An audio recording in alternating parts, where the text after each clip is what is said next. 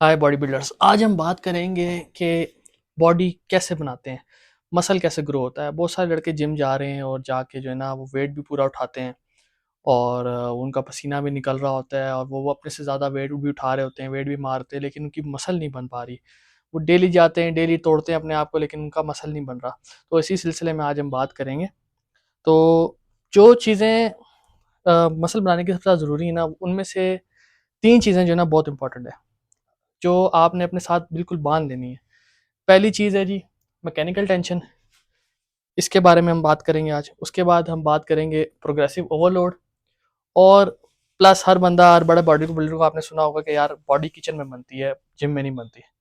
तो थर्ड पे हम बात करेंगे रिकवरी की। तो पहली बात हम करेंगे मैकेनिकल टेंशन पे। मैकेनिकल टेंशन क्या होता है कि मसल को ग्रो करने का सिग्नल होता है मैकेनिकल टेंशन। मैकेनिकल टेंशन किसको कहते हैं? मैकेनिकल टेंशन होता है कि आप एक सपोज करें कि आप इंक्लाइंट बेंच के ऊपर डंबल लगा रहे हैं और वो डंबल जो है ना आपने ऊपर उठाया हुआ है और वो आपको ज़मीन की तरफ पुश कर रहा है और आप उसको ऊपर पुश कर रहे हैं, अपने से दूर पुश कर रहे हैं, उसको कहते हैं मैकेनिकल टेंशन। लेकिन मैकेनिकल टेंशन अचीव कैसे करना होता है? मैकेनिकल टेंशन अचीव होता है स्लो रैप से, प्रॉपर फॉर्म से और प्रॉपर स्ट्रेच से।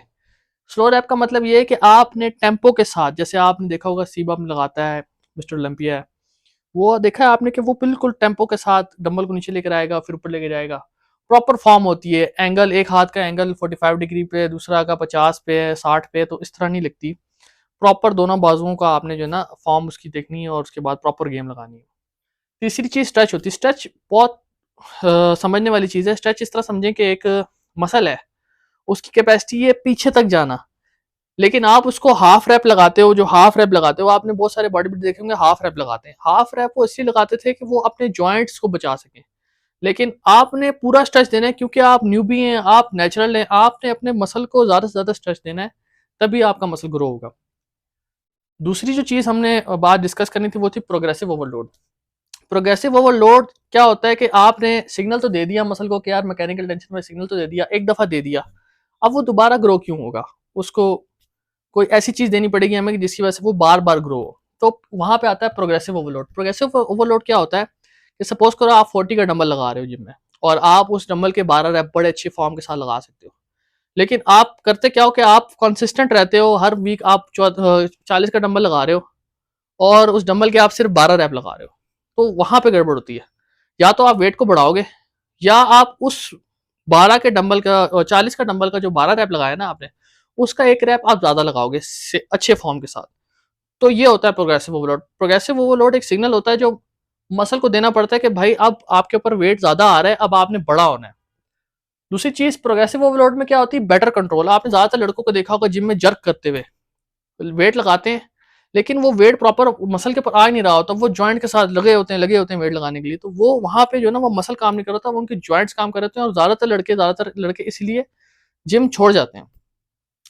अच्छा, उसके बाद आता है स्लो नेगेटिव। ये बहुत इंपॉर्टेंट है, स्लो नेगेटिव। स्लो नेगेटिव आप देखना, बहुत सारे बॉडी बिल्डर जिम में लगे होंगे जिनकी चेस्ट बहुत अच्छी होगी, वो लोग स्लो नेगेटिव लगा रहे हैं, 3 सेकंड नेगेटिव लगा रहे होते हैं। ज्यादातर 3 सेकंड ही लगता है, काफी सारे लड़के 5-6 सेकंड पे ले जाते हैं। 5-6 सेकंड का कोई फायदा नहीं है। एक रिसर्च भी आई है इसके ऊपर कि आप जो लड़के नेगेटिव अच्छा लगा लेते हैं उनका मसल भी अच्छा ग्रो होता है। तीसरी चीज जो हम बात करेंगे, वो बात करेंगे हम रिकवरी की। अच्छा, रिकवरी का इशू ये है कि रिकवरी ज्यादातर लड़के जिम से घर आते हैं, जिम में बेहतरीन वर्कआउट करते हैं, वो ये दोनों चीजें तो बहुत अच्छी तरह कर लेते हैं, लड़के समझ भी जाते हैं, लेकिन मसला क्या आता है कि घर पे माँ ने बनाई हुई थी दाल। अब वो दाल जब वो खाते हैं ना तो वो मसल को नहीं लग सकती, मसला सारा ये है। तो उसके लिए मैं आपको बताऊंगा कि आपने रिकवरी कैसे करनी है। बॉडी जो है ना बेसिकली वो जिम में नहीं बनती, जिम में आप बॉडी को तोड़ के आते हो, और बॉडी बनती है आपकी किचन में, घर के किचन में बॉडी बनती है। तो इसमें आपको मैं बात करता हूँ। अच्छा, तो रिकवरी में अब हम जो चीज़ें देखेंगे ना वो ये देखेंगे कि आप जिम गए, आपने अपना मसल बहुत अच्छा तोड़ लिया। अब आप मसल तोड़ आए हैं, workout is equals to damage. Damage आप कर आए हैं मसल को। तो आपको डैमेज करने के बाद 3 से 4 चीज़ें चाहिए होंगे जो आपकी ये मसल को रिपेयर करेगा। सबसे पहले फूड होगा, जो आप खाना खा रहे हो उसमें आप कितनी कैलोरीज ले रहे हो, कितना प्रोटीन ले रहे हो, वो काउंट होगा। उसके बाद आपकी नींद कैसी है। अगर आप जिम जा रहे हो और सिर्फ 4 घंटे सो रहे हो तो आपका मसल ग्रो नहीं होगा। और ये 2 चीज़ें सबसे इंपॉर्टेंट हैं, फूड और स्लीप। ये 2 चीज़ें आपने बहुत ज़रूरी इसका ना ध्यान रखना है। उसके बाद आती है रिपेयर एंड ग्रोथ। जब आपका मसल रात को सोएंगे ना आप और अगले दिन वो ग्रो होगा, तो वो बहुत बारीकी में होता है। मतलब ये कि वो ऐसे समझ लें कि एक सुई के अंदर जो है ना एक नया धागा लगा दिया, इस तरह वो ग्रो होता है। इसलिए ज्यादातर लड़कों को जो है ना प्रोग्रेस जो है ना वो स्लो लगती है और वो जो है ना जिम छोड़ जाते हैं। तो एक तो ये है। दूसरा, रिकवरी के अंदर जो है ना आपने 7-8 घंटे सोना है। फिर कैलोरीज, हाँ इसमें देखा आपने चेक करना है कि आप रेस्ट डे ले रहे हैं कि नहीं ले रहे। ज्यादातर लड़के जिम जाते हैं जी, 4-4 घंटे जिम लग रही है, कुछ लड़के 2-2 दिन भी जिम लगाते हैं, मतलब दिन में 2 बार जिम लगा रहे होते हैं और वो रेस्ट नहीं ले रहे होते जी। सैटरडे को भी जाएंगे, संडे को भी जाएंगे, हम जिम लगाएंगे, बॉडी बन जाएगी जिम लगाने से। भाई इस तरह नहीं होता। आपको रेस्ट देना बहुत ज़रूरी है। आप रेस्ट लेंगे और उसके बाद आपका जब रेस्ट आएगा तो सीएनएस, जो आपका सेंट्रल नर्वस सिस्टम होता है, वो आपका रीसेट होगा दोबारा, ताकि आप उसके साथ अच्छी तरह वेट लगा सकें, अच्छा कंट्रोल आए, आपके मसल्स बड़े हों। आप प्रॉपर न्यूट्रिशन अगर आपने दी है अपने मसल्स को, प्रॉपर प्रोटीन दी है अगर आपने अपने मसल्स को अपने वेट के हिसाब से, तो इंशाल्लाह आपका मसल ज़रूर बनेगा। दूसरी चीज़ ये कि आप अब हमने ये बात कर ली कि हम मैकेनिकल टेंशन, प्रोग्रेसिव ओवरलोड और रिकवरी, ये 3 चीजें अगर आपने पकड़ ली ना, तो इंशाल्लाह आपकी बॉडी कोई भी नहीं पकड़ सकता, ऐसी जबरदस्त बॉडी बनेगी। और अगर आप चाहते हैं कि मैं इन चीज़ों के बारे में डिटेल से बात करूं, तो अगली वीडियो के लिए मुझे कमेंट करें और जिस चीज़ के ऊपर आपने बात करनी है उसका भी बताएं कि आपने किस बारे में बात करनी है, उसका भी कमेंट करें, उसके बारे में वीडियो बनाते हैं।